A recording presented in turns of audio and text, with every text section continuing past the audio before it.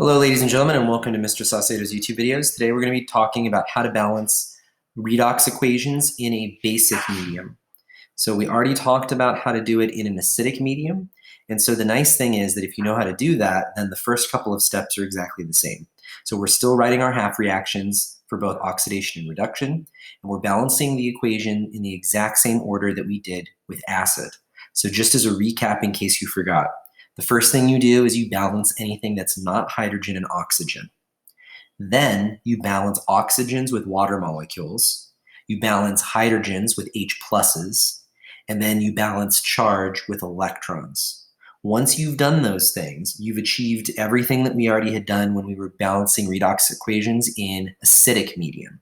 So now what you do is you see if you have any H plus left over. So if you have any leftover H pluses, which most likely you will, you're going to continue to step C, D, and E.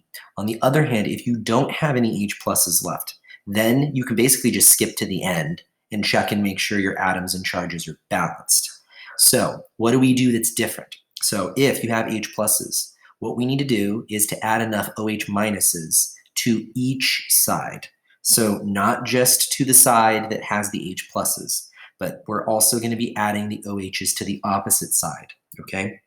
So if you add 2 OH minuses on the right, that means you're going to have to add 2 OH minuses on the left. But we just want to add enough OH to cancel out the H plus.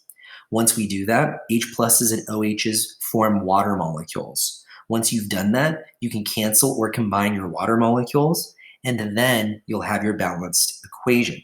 So let's go through one simple example. So right here, I have chromium 3 hydroxide, and I have a chlorate ion. I'm making a chromate ion, and I'm also making a chloride ion. And so again, we're just going to go through everything as if it was an acidic solution, even though it asks us to balance it for a basic medium. Okay, so what do? We're going to separate these into two half reactions. So I have chromium and I have chlorine that are going to be shifting around electrons. Now, remember, the first step is to balance everything that's not an O or an H.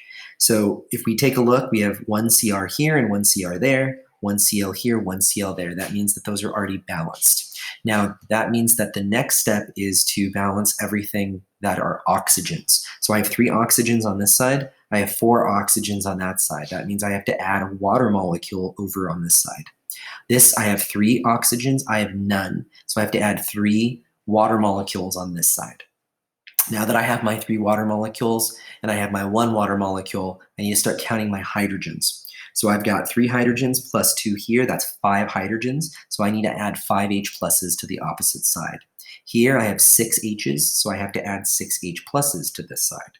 Once I've done that, now I need to look at my charges and I need to balance the charges. So on this side I have no charge. On this side I have a plus 5 minus 2, so that would be an overall plus 3. So I need to balance that out to be neutral. So I'm going to add 3 electrons to this side. On this side, I have 6 H pluses, so I have 6 plus minus 1, that's 5 plus. On this side, I have just minus 1.